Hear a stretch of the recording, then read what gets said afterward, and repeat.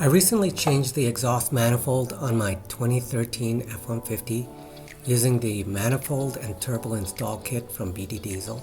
And I found that one of the more challenging aspects of this job was dealing with the turbo coolant pipe that goes to the back of the engine.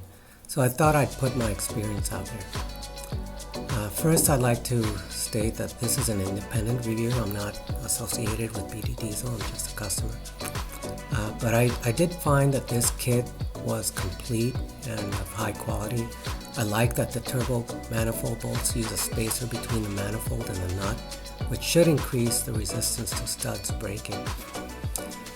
So I found the Insane Oil video to be an excellent guide, and the link is in the comments. So I'm not going to rehash that guide here. In that guide, they were able to remove the turbo without removing the turbo coolant line to the rear of the engine. And I'd like to advise against doing that and instead removing the coolant line before removing the turbo. While removing all the turbo bolts and lines was relatively easy, as shown in the Insane Oil video guide, extracting the turbo was the tricky bit.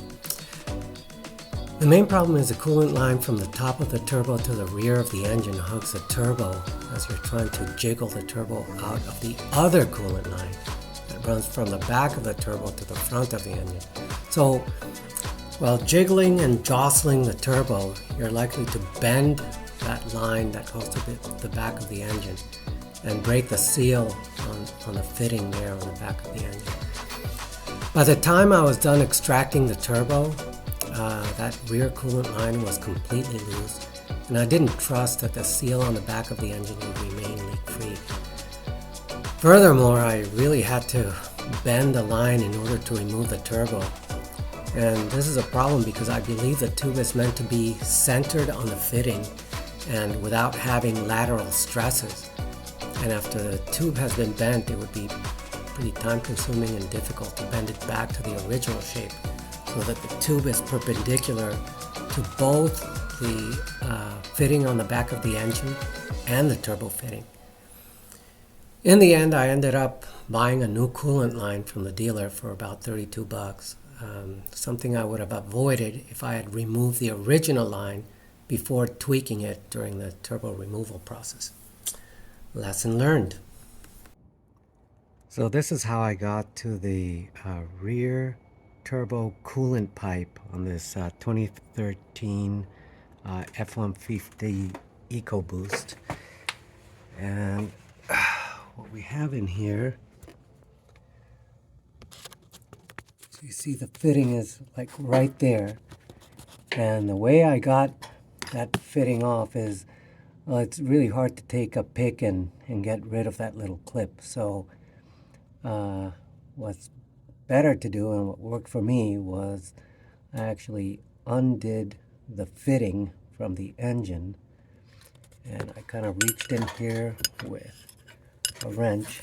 I can't really see it, but you can get a wrench on that fitting, undo it, and once you get it undone, it unscrewed a little bit, even just, I don't know, a quarter turn, it'll be fairly easy to reach up in there and unscrew it. So you can kind of reach up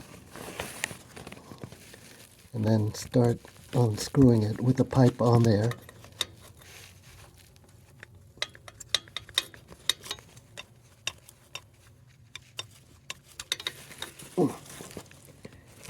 And the whole thing will come out. Now, one key thing to be able to reach up in there is there is